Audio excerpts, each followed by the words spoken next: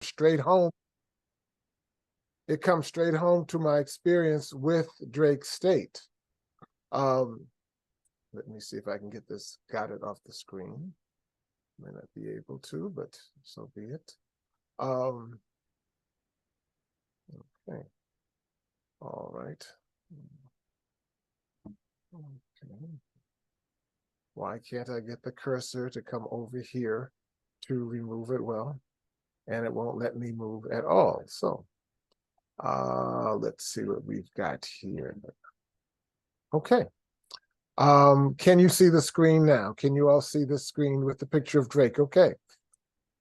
I'm grateful for several things, and I'm glad to be addressing the topic of gratefulness. It was back in 2004, actually, that I was a brand new daddy.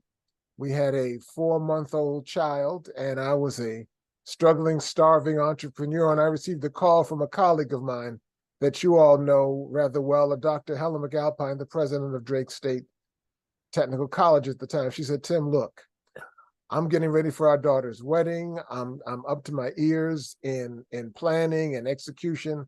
We're getting ready to have our major anniversary milestone banquet. I don't have time to put it together. I know that you're a consultant in the area of event coordination. Can we hire you to do that? Well, it was a godsend. And I was able to work with her and her team to put together that event.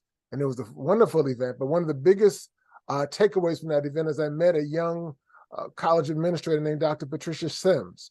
She was very friendly. She was helped me learn some of the culture of Drake State, and we became professional colleagues, but also good friends. So you can imagine the joy that I had several years later when she was named the new president of Drake State, now Community and Technical College. So I'm grateful for that initial meeting with her and being together now to help to serve the institution of which she leads. And let me just take a page from Adrian's book. It was probably, arguably, maybe not 70 years ago, but 61 years ago when I first met a guy out of the Bronx, New York, named John Lewis Matthews III. We became fast friends. As a matter of fact, we had a lot in common. His father was a school principal in New York. My mother was a school principal up in Boston, Massachusetts. Lewis had a kind of a crush on my older sister. I had a crush on his younger sister. As a matter of fact, during those initial years in the 60s and early 70s, we spent a lot of time in each other's homes.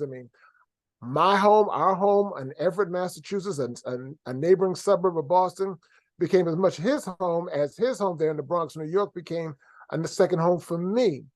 And then several years later, back in December 1984, I had the privilege during that Christmas vacation to go to New York and to witness and be a part of the wedding between John and his bride for life. They're almost 39 years now, of Adrian.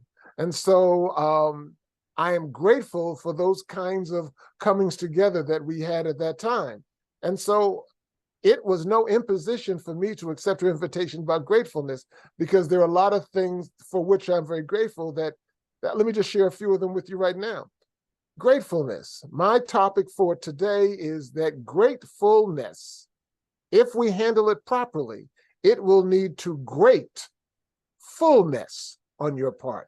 We just take the letters and kind of move them around a bit, but the concept remains the same and even expands from where we are.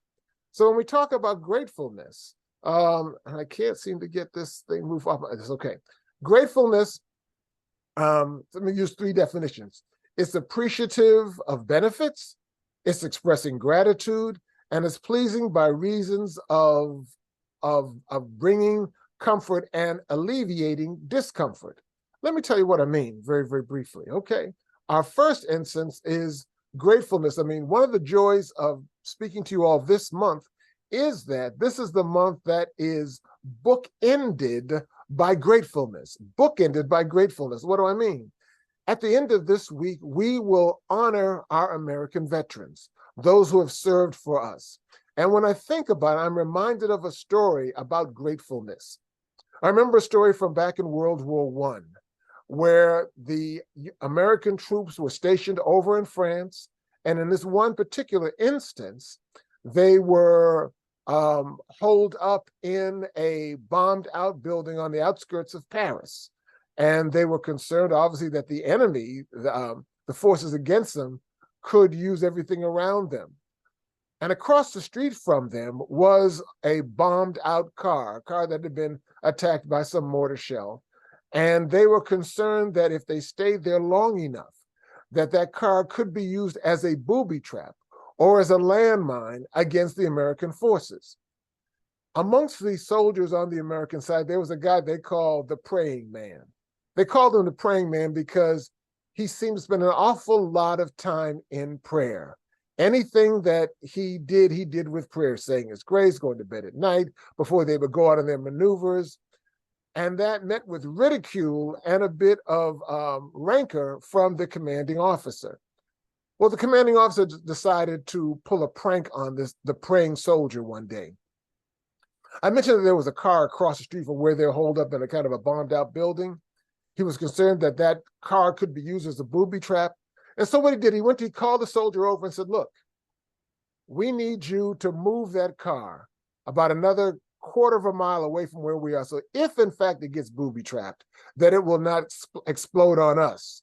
And so he said, well, I took the key out the car so they could not use it. So here's the key, and go move that car, that somewhat embattled car, move it about a quarter of a mile down the road. Well, the praying soldier took the keys, and the commanding officer looked at the trooper and says, watch this. And so he got in the car, got behind the wheel. And when he was behind the wheel, rather than just immediately crank the car up, he sat there for a few minutes in prayer, about 2 or 3 minutes just in prayer.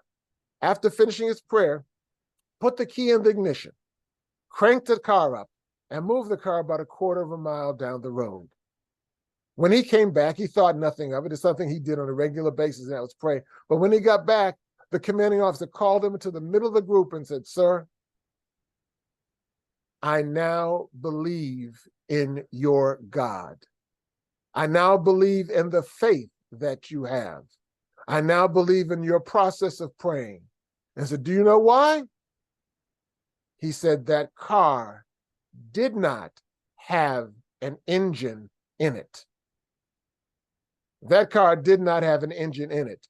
Your faith and your gratefulness to your God has convinced me that you serve a true God. So my point to you today on that is, when you see a veteran this weekend, it could be at the mall, it could be on the street, it could even be in your own home or your own workplace or your own worship place.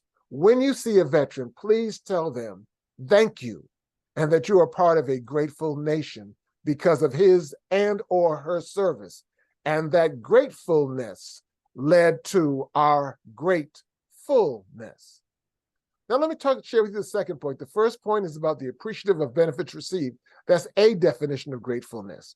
The second definition I want to share with you is that gratefulness expresses gratitude. And I want you to, if for no other time in your life, beginning now for the rest of your life, be grateful for your Drake State experience. Be grateful for your Drake State experience. Let me share something with you. Chances are this book was a best-selling book long before you were born. This book came out in 1996. It was called The Millionaire Next Door. The Millionaire Next Door. And after extensive research, the authors, Stanley and Danko, wrote about what it takes to be a millionaire. I suspect that many of us have attitudes and have desires and aspirations to be a millionaire. But the research they did, and was extensive research, they let us know that the people that we typically see and want to associate with being a millionaire are typically not. We love to think of doctors and lawyers and entertainers and others as being the millionaire next door, but they're not. Most of them, because of their training, have very, very costly and extravagant lifestyle and expenses. They live in the big homes because it is expected of them in their career choices. They have to drive the expensive cars because it is expected of them in their lifestyle choices. They have to wear the more expensive clothes and shoes and other accoutrements that we associate with success because it is an expectation of their assumed and presumed status.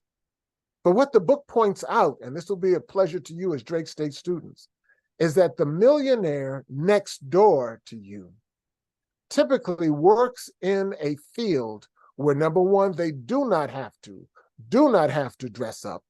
Number two, they do not have to live in an expensive, lavish home. As a matter of fact, those things are called conspicuous consumption.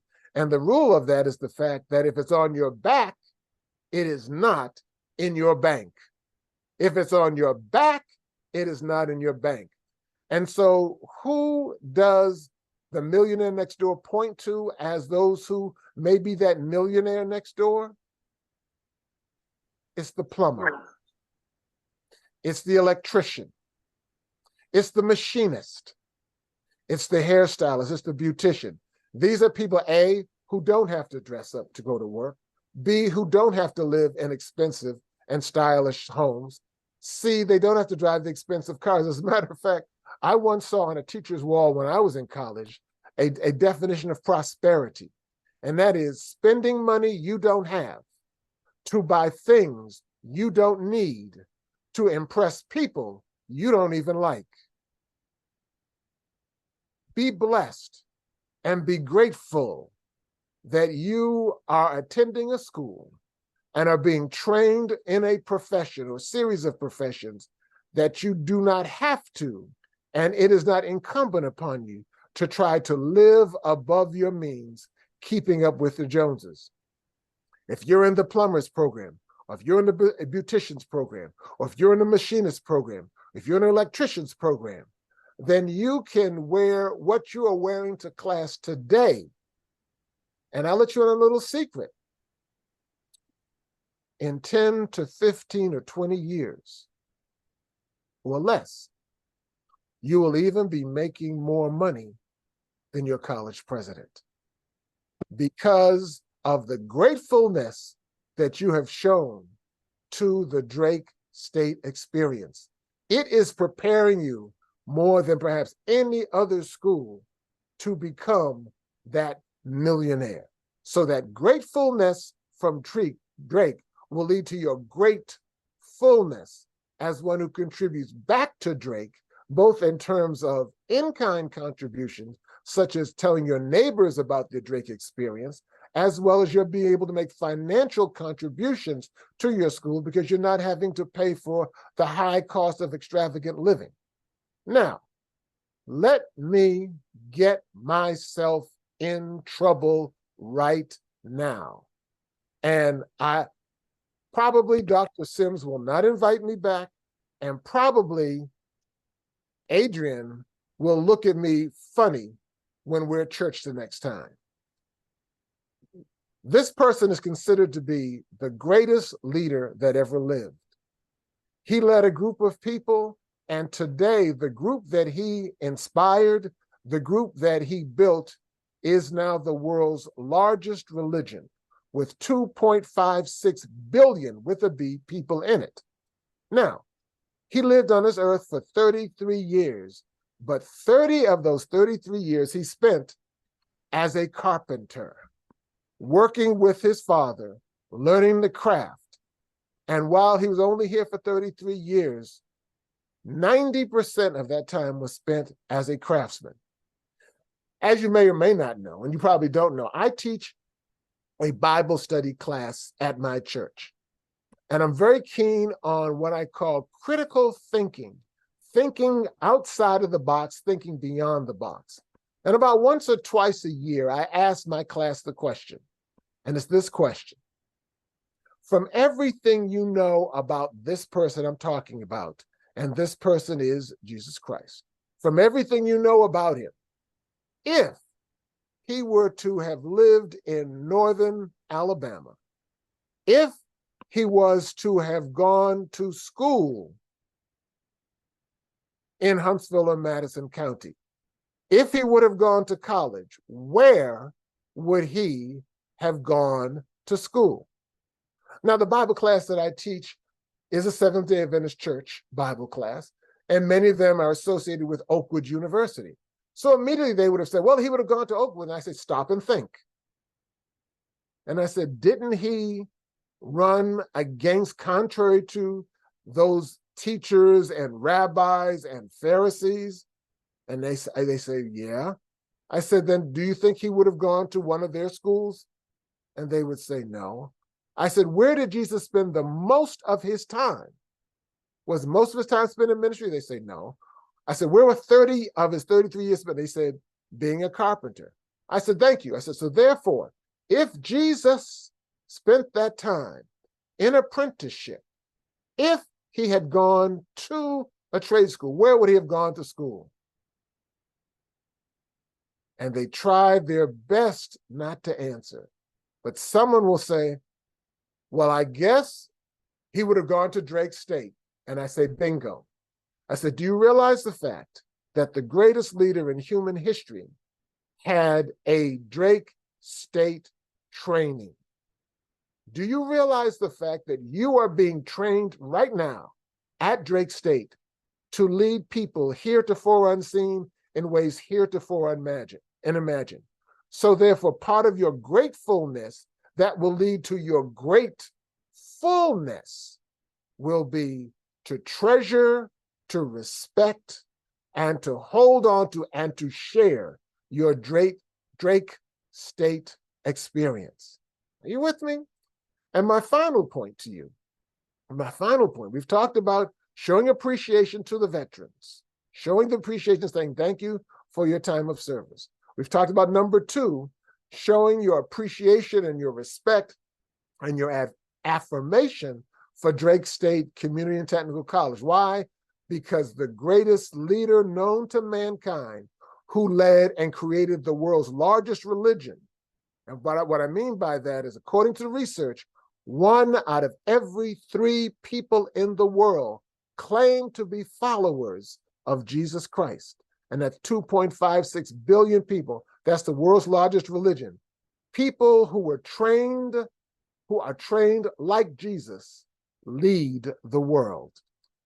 And my final point to you is, if you want your gratefulness to lead to great fullness, it is defined as pleasing by reasons of comfort supplied or of discomfort alleviated, especially when you least expect it. Let me tell you a story, a very recent story, a very personal story, kind of embarrassing, but also taught me a lot. As I was introduced by Ms. Matthews, I'm a writer, I'm an author, I write books. And I was coming up on an event that was happening on New Year's Eve. I was invited to be a part of a social event where there was going to be a book signing opportunity. And so I said to myself, if I really want to move to that next level, if I want to move from just gratefulness for the invitation to gratefulness, then I need to get myself a square. And a square is that little electronic device that allows you to take credit and debit card purchases. So I went to my bank. I went to my banker at Synovus Bank. And I went to my banker, Miss Lateria Moses, my personal banker, and I said, I need to get a square. And she says, well, Tim, I don't have that authority. Let me put you through to our corporate office in Columbus, Georgia. So she put me through, and we were on a speakerphone together, and a gentleman came on the line. She introduced him, and then she had me to explain what I wanted. I explained that I wanted to get a square, which will allow me to take credit and debit card purchases. But he asked me a small series of questions, and then he let me down gently. And what he said to me was, Tim, at this stage of the game, you are not generating enough business, enough revenue to justify the expense of having a square. Well, I thanked him and I said, well, quite honestly, sir, I'm really not looking at this particular book that I've just put out, book number 4. I'm looking at the book that I am currently, about to write. You see, I've just started scribbling some random notes because I felt in my mind, as a student of the Bible and as a basketball junkie, straight up junkie in basketball, I felt that there was some parallel between those two experiences. And so I began to take some notes randomly. but didn't really have a lot of focus with it. And so I mentioned that to this relationship banker. And he pivoted in that conversation, just pivoted like he was at the low post as a center. And he said, wow. He said, you do know, Tim, that basketball was invented at a YMCA gymnasium. Wow. I had forgotten all about that. I mean, I was born and raised in Boston, Massachusetts. Springfield was about 90 minutes away. I'd been to the Basketball Hall of Fame there in Springfield, Massachusetts. I knew the history, but I'd forgotten that one little important fact. And so I said to him and my banker, Lateria Moses, I said, wow. I said, the last 7 seconds of this conversation is worth far more than our initial 2 to 3 minutes of conversation earlier. I said, the very fact that basketball was invented in the gymnasium of the Young Men's Christian Association, that became just the alley-oop that I needed for my slam dunk book. And with that little bit of information that was unexpected from him, I began to write my book. So my discomfort at him telling no was alleviated by the comfort that he supplied, which was that little tidbit of information that I could not have expected from my relationship banker. Now the term relationship banker takes on an altogether different meaning to me. And I am grateful to him, and I'm grateful to my bank, Synovus Bank, for turning me on to that. So as a result, I am now a brand new author because of that effort. I am grateful to him and Synovus Bank.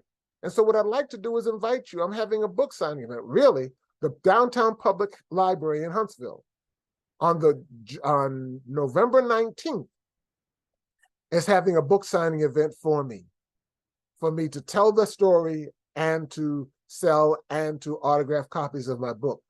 I would love for you to come if you are able to.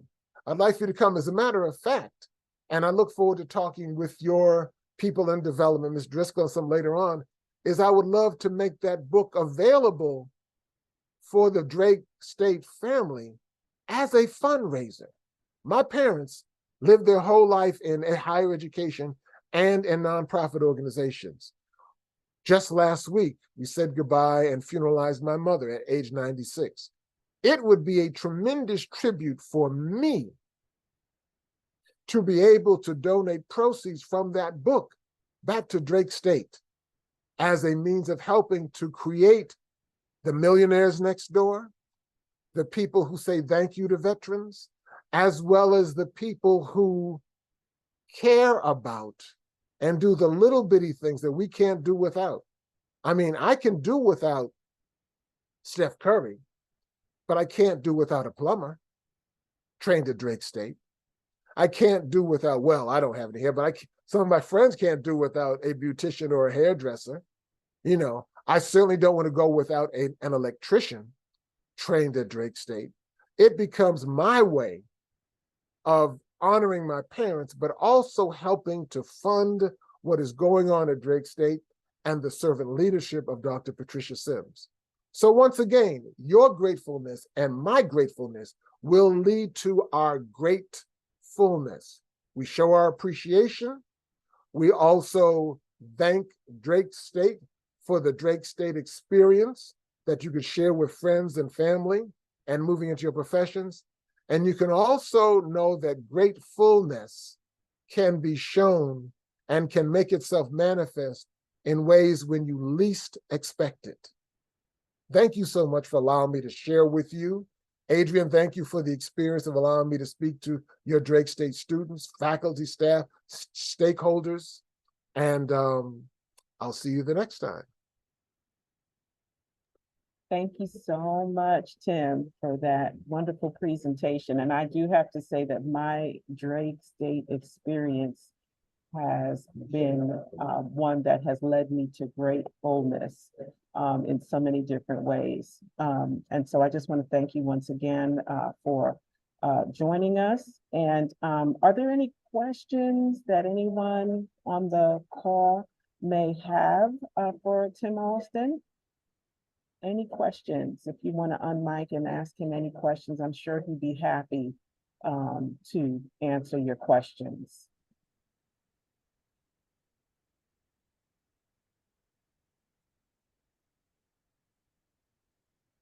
Any questions? Well, maybe they're saving them for when they come to the book signing event on November 19th. And that's quite all right. You know, Go ahead. I was going to say, I can say that because I've read one of your books during the pandemic, I really am blessed and just grateful for the way that you connect, just as you did in your story about the YMCA, how you can connect things and make them come alive for those in leadership. And leading from the middle is a very exciting concept that I never. Can you just share a little bit about that leading from the middle, what that means? Surely, surely. What often happens to us in our organizations is that we spend so much of our time and our attention and our focus on the top leaders that we fail to recognize those who are the leaders from the middle who are below the radar. And perhaps the best example of us not paying attention to what happens below the surface is what happened some 110, 113 years ago with the sinking of the Titanic in the Atlantic Ocean. Captain John Edward Smith, who was the captain of that great ship, only paid attention to the iceberg that he could see in those cold Atlantic Ocean waters.